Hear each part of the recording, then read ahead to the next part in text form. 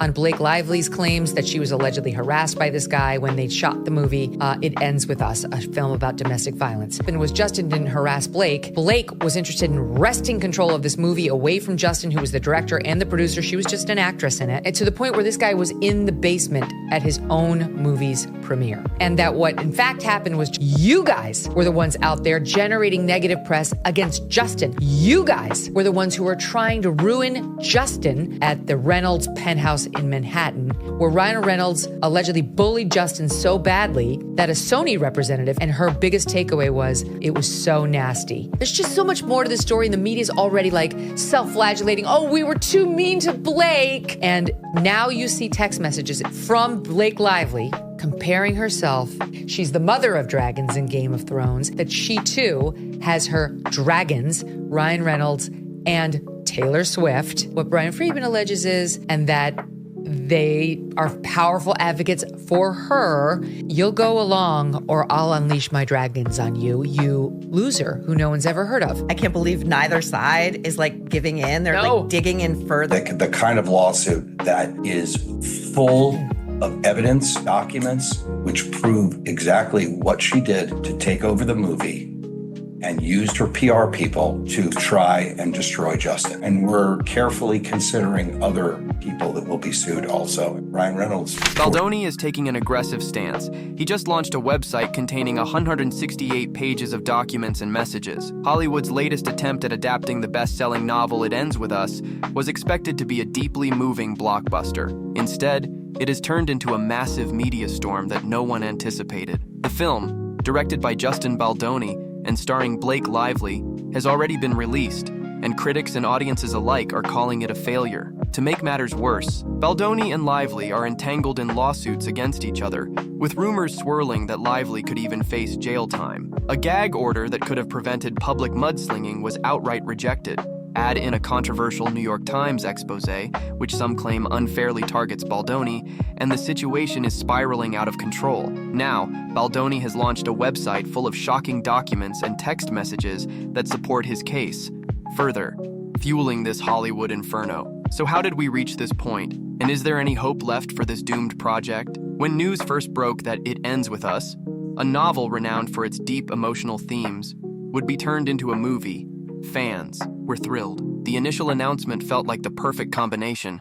Justin Baldoni, known for his heartfelt directorial style, and Blake Lively, whose red carpet presence often overshadows her on-screen performances. While some doubted whether Lively could handle the novel's serious themes, calling her an actress better suited for lighthearted roles, there was still optimism. After all, Baldoni had a reputation for transforming emotional stories into successful films. However, from the very start, insiders whispered about creative disagreements. Baldoni wanted a raw, emotionally faithful adaptation, while Lively, who reportedly wanted to inject humor and glamour, pushed for a more mainstream approach. No one expected these creative disputes to escalate into the disaster now unfolding before everyone's eyes. The first signs of trouble surfaced when reports from the set revealed tension over comedic rewrites. Baldoni was firm about keeping the book's raw intensity, while Lively allegedly suggested adding humor and a glossy aesthetic. Fans of the novel were already upset when leaked images showed Lively in high-fashion outfits that clashed with the story's serious themes. Tensions continued to rise. Lively reportedly felt sidelined and claimed she was excluded from key decisions, while Baldoni insisted that no single person's comedic vision should take precedence over the novel's core message. People assumed these disagreements might affect the film, but few expected the legal chaos that followed. When Baldoni filed a defamation lawsuit against Lively, both fans and Hollywood insiders were stunned by the severity of his accusations.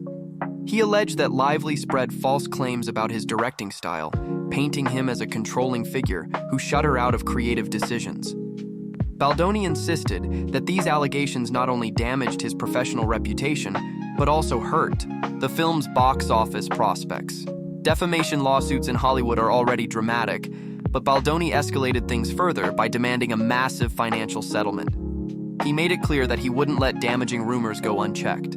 Then came Lively's counterattack, her own lawsuit against Baldoni, claiming he bullied her on set and prevented her from delivering her best performance.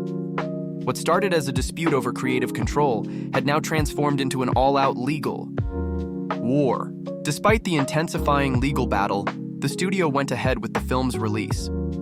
For many fans, this was a chance to see if the adaptation retained any of the novel's emotional weight. The verdict? Overwhelming disappointment.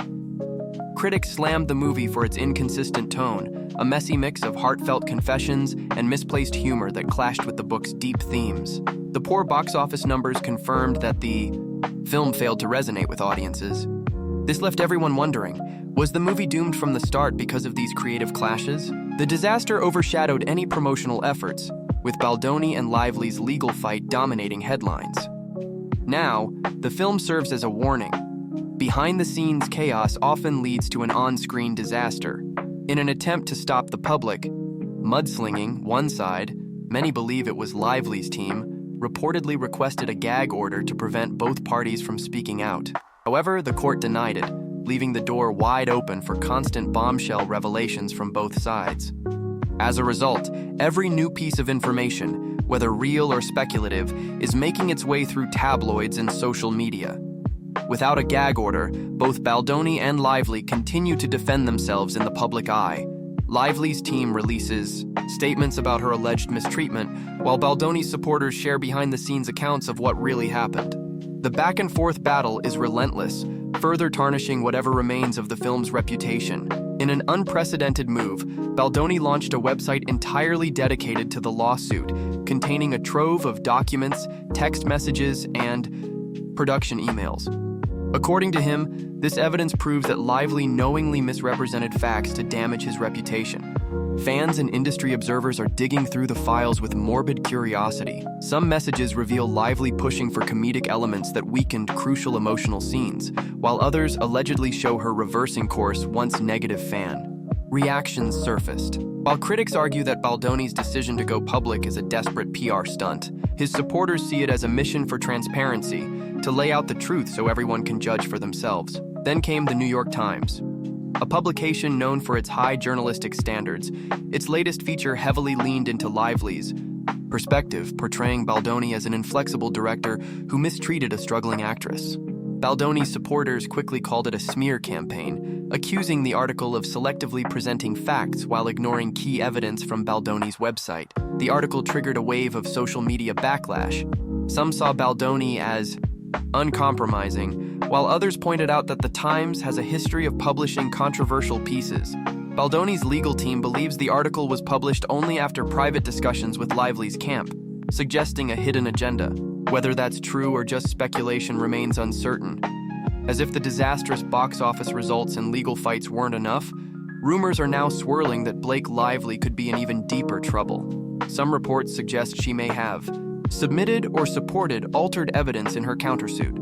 If proven in court, this could lead to perjury or obstruction of justice charges, serious offenses that carry possible jail time. Legal experts believe a 5-year sentence is unlikely, but the mere possibility of imprisonment for a Hollywood star is generating headlines. While Baldoni's team has not confirmed any criminal proceedings, they claim the evidence on his website is damning enough to put Lively in legal jeopardy beyond just defamation damages. Even Ryan Reynolds, though not named in any official legal filings, is being pulled into the drama. Reports suggest that Lively sought input from her husband for comedic elements to lighten the film's tone. But when fans criticized the adaptation for undermining key emotional moments, any references to Reynolds' involvement quietly disappeared. Now, speculation is growing over whether Reynolds will be dragged into the lawsuits as a witness or an accidental participant in script rewrites.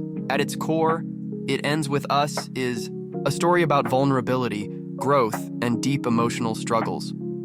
Fans who hope to see these themes brought to life are instead watching an ongoing legal battle filled with accusations, comedic disputes, and even potential felony charges. What should have been a deeply moving film has become a real-life scandal, playing out in courtrooms and headlines. Instead of celebrating a powerful adaptation, audiences are witnessing a saga of lawsuits, counterclaims, a controversial New York Times article, and a website packed with evidence that could change everything. With the possibility of Lively facing legal trouble if the falsified evidence claims hold weight, the drama is far from over. Meanwhile, the film itself is considered a major failure, both critically and commercially. Now all eyes are on Baldoni and Lively. Baldoni, often described as empathetic, must prove he's not the ruthless director the media portrays. Lively, whose Hollywood image is at risk, is fighting for her reputation and possibly her freedom. Fans who once championed It Ends With Us are left reeling as the adaptation's legacy becomes defined by scandal. Will this all end in quiet settlement talks, a sensational courtroom battle, or an unexpected truce? In Hollywood, anything is possible. But one thing is clear: when creative visions clash, egos collide, and the public refuses to look away, the fallout can be explosive.